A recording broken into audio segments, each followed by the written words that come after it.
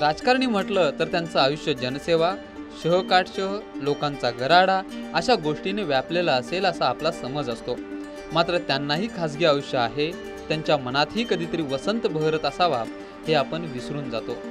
राजकारणातही अशा कित्येक love story होऊन गेल्यात, ज्या अजरामर प्रेमकहाणी म्हणून नोंदवल्या जाव्यात अशा आहेत. भारतीय राजकारणातील इंदिरा फिरोज यांची प्रेमकहाणीसुद्धा त्यापैकीच एक. नमस्कार, मी सूरज पाटील आणि आपल्यासाठी स्टोरी लिहिली आहे प्रज्वल ढगे यांनी. मुळात इंदिरा गांधी आणि फिरोज गांधी यांच्या प्रेमकहाणीला अनेक पदर आहेत. त्यांच्या प्रेमकहाणीत आपुलकी आहे, एकमेकांविषयीची तळमळ आहे, त्याचबरोबर राजकीय महत्त्वाकांक्षा, रोजच्या जीवनात होत असलेल्या कुचंबनेमुळे नेत्याची फरफटसुद्धा इंदिरा फिरोज यांच्या प्रेमात आहे. स्वातंत्र्य लढ्याच्या धगीमुळे देशप्रेमाची आग कित्येकांच्या मनात पेटली होती. अगदी याच काळात इंदिरा फिरोज यांच्या मनातही स्वातंत्र्यासोबतच प्रेमाचा अंकुरी बहरत राहिला. इंदिरा फिरोज यांच्या प्रेमकहाणीत स्वातंत्र्याची चळवळ खूप महत्त्वाचा भाग आहे. 1930 साल उजाडलं होतं. स्वातंत्र्य लढ्याचं आंदोलन संपूर्ण देशभर पेटलं होतं. कित्येक तरुण तरुणी शाळा कॉलेज सोडून स्वातंत्र्य लढ्यात स्वतःला झोकून देत होते. नवरक्त असल्यामुळे साहजिकच फिरोज ही स्वातंत्र्य लढ्याकडे आकर्षित झाले. 26 जानेवारी 1930 रोजी काँग्रेसचे अध्यक्ष या नात्याने पंडित जवाहरलाल नेहरू यांनी सर्व देशवासियांना सविनय कायदेभंग चळवळीत सहभागी होण्याचे आवाहन केले. त्यांच्या आवाहनाने देशभरात ब्रिटिश कायद्याचा भंग केला जाऊ लागला. 6 एप्रिल 1930 रोजी महात्मा गांधी यांनी मिठाचा सत्याग्रह केला आणि मिठाचा कायदा मोडला. त्यानंतर 14 एप्रिलला पंडित नेहरूंना अटक करण्यात आली. नेहरूंना अटक केल्यामुळे देशभरात आंदोलन चिघळत गेलं.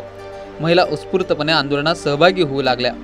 नेहरू यांच्या पत्नी कमला नेहरू या सुद्धा निदर्शनं करू लागल्या, महिलांना संबोधित करू लागल्या.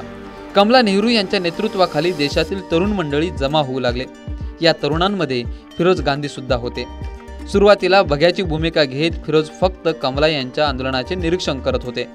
मात्र पोलिसांनी केलेल्या लाटे हल्ल्यात कमला जखमी झाल्यानंतर त्यांचे संरक्षण करण्यासाठी फिरोज धावून गेले आणि येथेच पहिल्यांदा फिरोज आणि नेहरू घराण्याचा प्रत्यक्ष संबंध आला. फिरोज यांनी कमला यांचे संरक्षण केले. पोलिसांच्या लाठ्या स्वतःच्या अंगावर खाल्ल्या. फिरोज यांचा हा सहभाग कमला यांना आवडला. त्यानंतर आपल्या कुटुंबियांचा सक्त विरोध असूनही फिरोज गांधी आनंद भवनात जाऊ लागले. तिथे ते कमला नेहरू यांना मदत करू लागले. अशा प्रकारे फिरोज गांधी यांचा नेहरू घराण्यात प्रवेश झाला. इंदिरा आणि फिरोज यांची पहिली भेट 1931 मध्ये झाली. कुठला तरी फिरोज नावाचा एक मुलगा माझ्या घरातला सदस्य असल्याप्रमाणे झाला आहे असे इंदिरा यांना जाणवू लागलं. कमला म्हणजेच इंदिरा यांच्या आईचा फिरोज यांच्यावर खूप विश्वास असल्याचंही इंदिरा गांधी यांना जाणवलं. फिरोज मला बोलण्याचा प्रयत्न करत होता, पण मी त्याच्याकडे लक्ष दिलं नव्हतं. त्यावेळी मी फारच बुजरी होते असं इंदिरा यांनी आपली मैत्रीण पुपुल जयकरला सांगितलं होतं. पुपुल जयकर लिखित इंदिरा गांधी या पुस्तकात त्यांचे हे संदर्भ आढळतात. कमला पहिल्यापासूनच कृश ध्येयष्टीच्या होत्या. त्या सतत आजारी असायच्या. या काळात फिरोज यांनी कमला नेहरू यांची काळजी घेतली.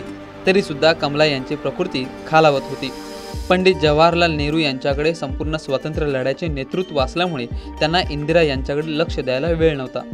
दुसरीकडे इंदिरा यांचे वय वाढत होते. इंदिरा यांचं वाढतं वय लक्षात घेऊन त्यांचे आजी स्वरूप राणी यांनी इंदिरा यांना स्थळं बघायला सुरुवात केली. आजीच्या स्थळ पाहण्याला इंदिरा यांनी विरोध केला. कमला नेहरू सुद्धा इंदिरांच्या पाठीमागे ठामपणे उभ्या राहत इंदिरा लहान असल्याचं स्वरूप राणी यांना सांगितलं होतं. याच काळात फिरोज यांनी इंदिरा आपल्याला आवडत असल्याचं कमला यांना सांगितलं. यावेळी मात्र कुठलाही त्रागा न करता कमला यांनी फिरोज यांचं म्हणणं ऐकून घेतलं. कमला एकाकी असताना, आजारी असताना फिरोज यांनी त्यांच्याशी मैत्री केली होती. फिरोज एक होतकरू, निश्चयी, सामर्थ्याचं प्रतीक असलेला तरुण होता हे कमला यांना ताडलं होतं. फिरोज यांची हीच भावना कमला यांनी इंदिरा गांधींना कळवली.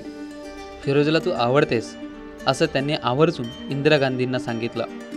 पण इंदिरा यांना फिरोजमध्ये काही रस नसल्याचं कमला यांना दिसलं आणि इंदिरा अजून खूप लहान आहे असं उत्तर त्यांनी फिरोज यांना दिलं.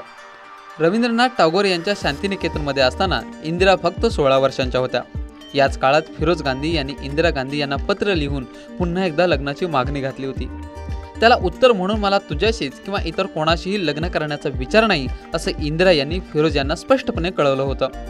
इंदिरांच्या 16व्या वर्षीच फिरोज यांनी त्यांना लग्नाची मागणी घातली होती. असे असले तरी इंदिरा फिरोज यांना टाळतच आल्या होत्या. मात्र पॅरिसमधील सॅक्रेकरच्या चर्चसमोर फिरोज यांच्या आयुष्यात इंदिरा यांचा प्रवेश झाला.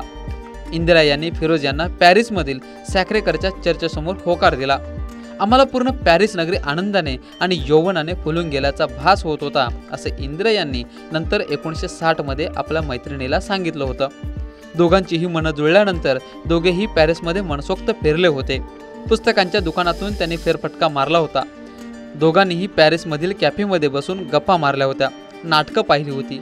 हा काळ इंदिरा फिरोज यांच्यासाठी गुलाबी काळ होताच आणि तिथून पुढे गांधी कुटुंबांचा नवा काळ सुरू झाला होता.